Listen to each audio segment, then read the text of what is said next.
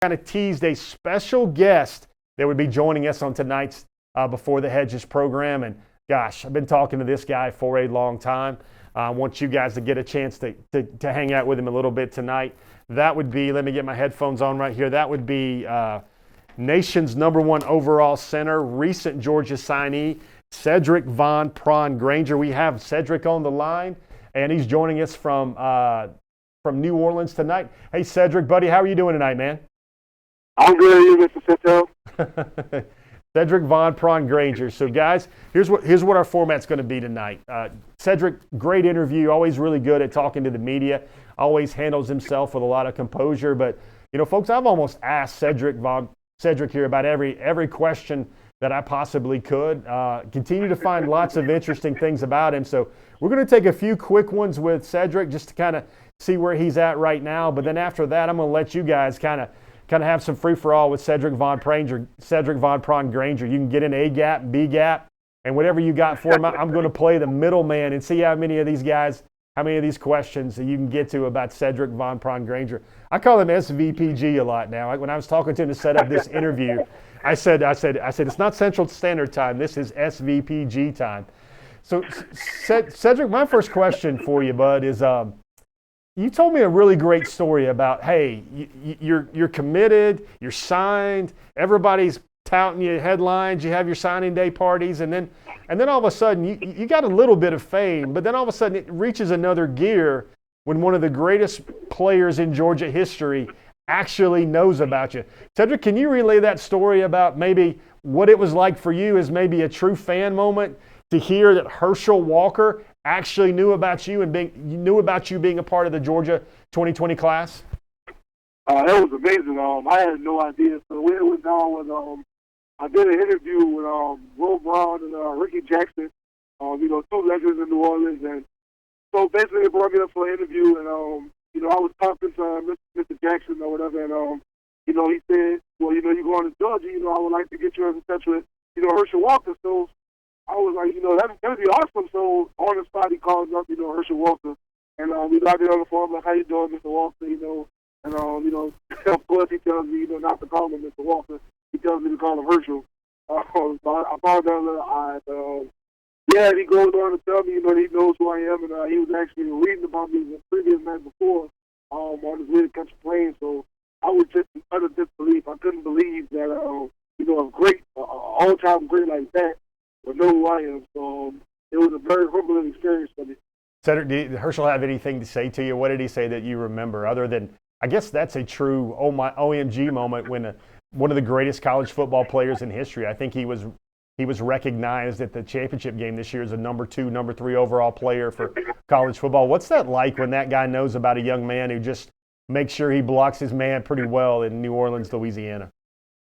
Well, I'll tell you one thing. I wasn't thinking about much during that. I was still in disbelief, like, man, like, Herschel Walker, like, for real? Like, this is what we're doing? So, I was really in disbelief that he knew who I was. So, it took me a while after to gather my thoughts. But after the fact, I just got to think about it, and I really wish I could have asked him a little bit more. But for the most part, he just kind of told me, he's happy that I'm going to be a part of the organization, and that, he'll try to keep in contact, take care of me if I need to be taken care of, or get me in contact with different people. So I really appreciate that.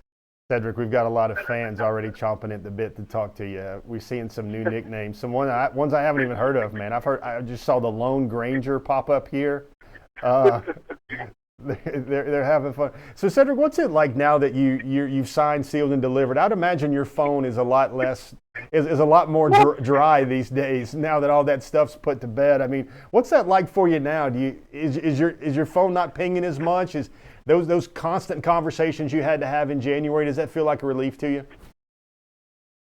Well, it's still a little busy, but the good thing about this is there are coaches, media, so it's not as important to answer those people because we have a good enough relationship. They understand. Well, I might be working on I might be doing different things, so I might not be on my phone.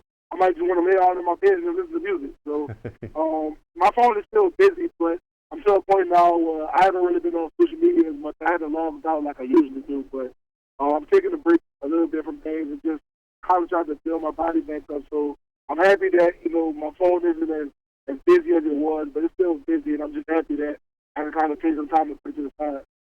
Sedrick, how tough were the last couple of weeks when everybody wanted to take their shot at you? I know you took a late official to Alabama, late official to Florida. I'm sure when Nick Saban leans on you and says, son, this is how it might be for you, gosh, it's hard not to take that as, the gospel a little bit. What were those last weeks like for you? Yes, sir. I think for anybody, that would be hard. And then at the end of the day, growing up as a college athlete, well, not a college athlete, but a student athlete, you watch college football, and, Alabama, is a great program. It speaks for itself. But I think the biggest thing that stood out for me was I had to remember why. I'm not going to say I remember why, because I never thought about flipping. But I had to just, make sure that I keep reminding myself that why I came to Georgia. Great relationship with the coaches. I have family there, great education. And also, too, I believe that they're on the verge of winning the national championship. So it was kind of one of those things where, do you want to be a part of something that's established? Or do you want to be a part of establishing something? And I want to be one of those guys to help establish them. Sedrick, I think one of the things that always struck me about you is your off-the-field walk and the way you handled yourself. I remember speaking to you, it's probably Labor Day weekend 2018, and you're telling me you want to be a graphic designer.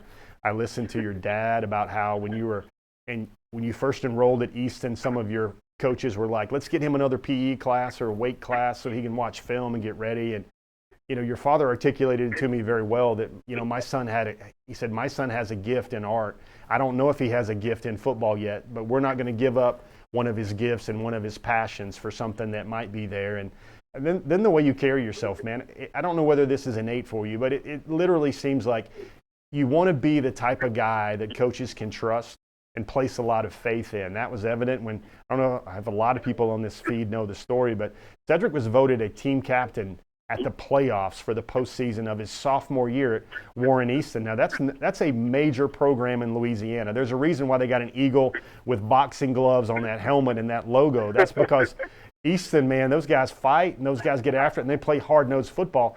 Sedrick, has it always been a case for you where you want to be the guy that coaches can depend on, put a lot on your shoulders, and you're going to carry it? I would say so, yes. Mostly what I started off doing, coming in early, was I've always been that guy that just wanted to do right. If something was set in stone to do it, that's how I was going to do it. And really, that's where it stems from. But as I matured as a kid and as I came up as a young man in high school, I started to realize how important. I would probably say around that time I became chief captain, I started to realize how important the relationships were with your coaches. So that's really when I started to develop that wanting to be trustworthy for coaches and things like that. And a lot of that happens, off the field as well as on the field, just doing what you have to do. But I've always been that guy that wanted to do right. So I think when I fully understood how the relationships work with coaches and being a trustworthy guy, I think that's when it clicked. And I was just, this is the type of guy that I want to be.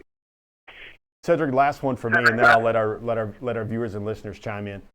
I think, one of the things that also is, so many things. He bench pressed 185 pounds 30 times to win the strongman challenge at the Under Armour. But yet, at the same time in the classroom, he's an A student.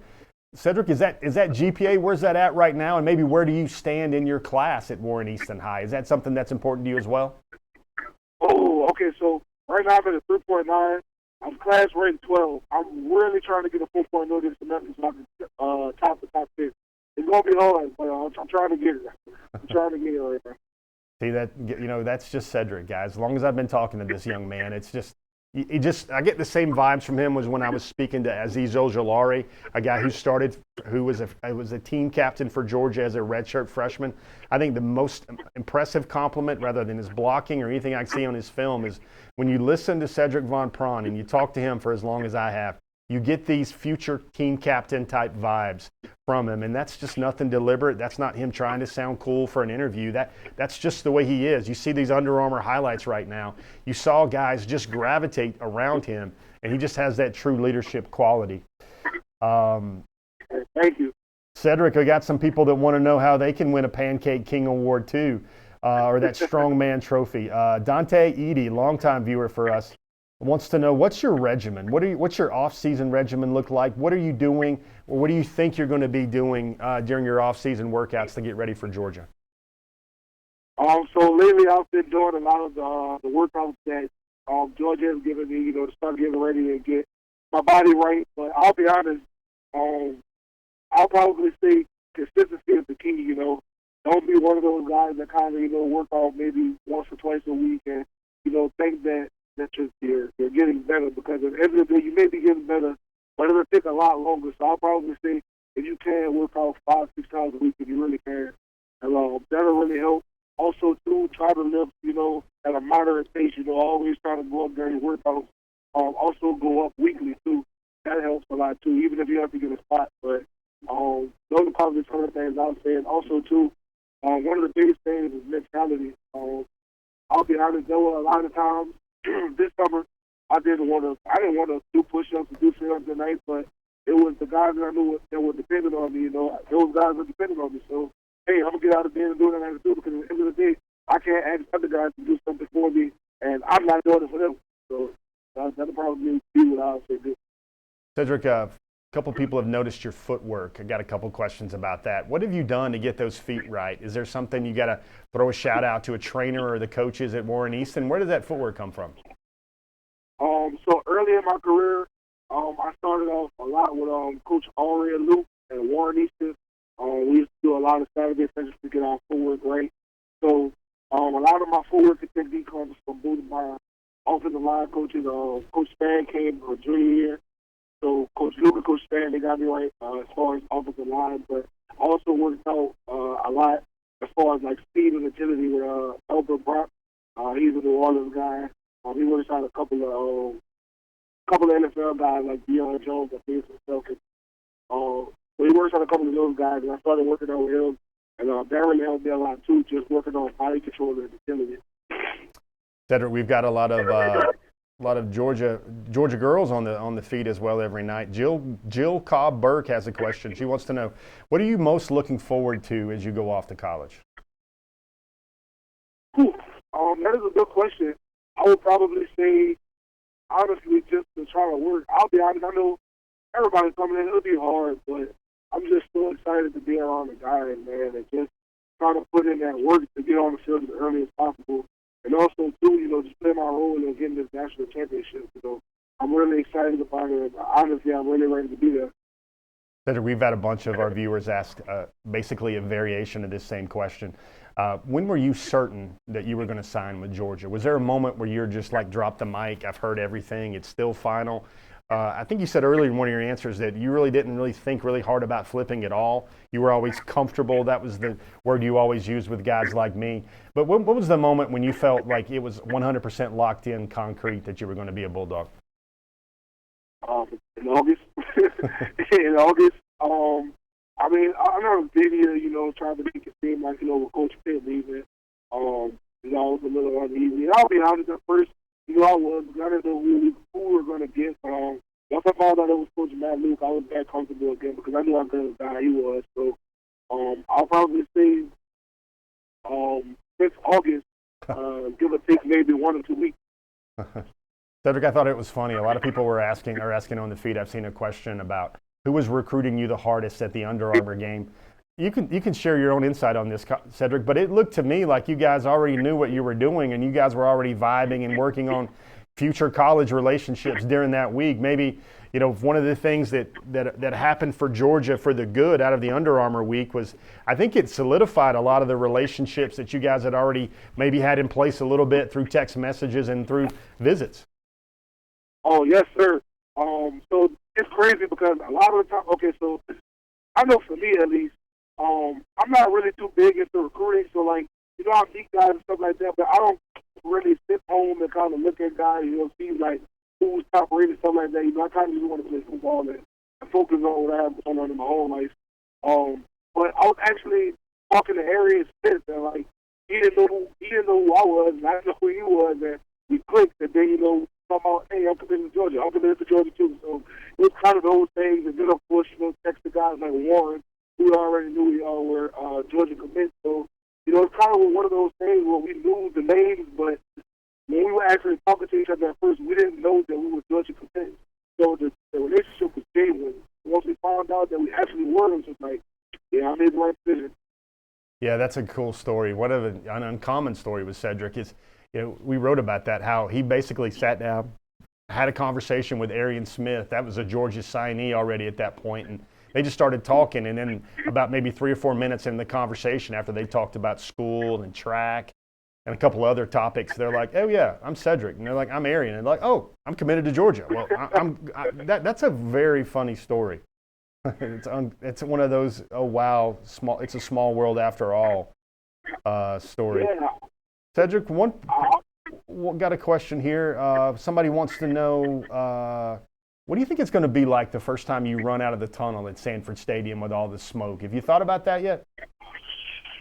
I haven't, but I'm thinking about it now, and that's going to be a tough one because I've been on the field, with no one in it, and it's very overwhelming. So just imagine everybody else, spinning for you and your team. That's going to be a big one. I can't imagine how I'll feel, but pretty sure it'll stick with me for a lifetime. Sedrick, I think one of the last things, everybody's just basically saying that it just seems natural when you listen to him, guys. This is a guy that young men can rally around.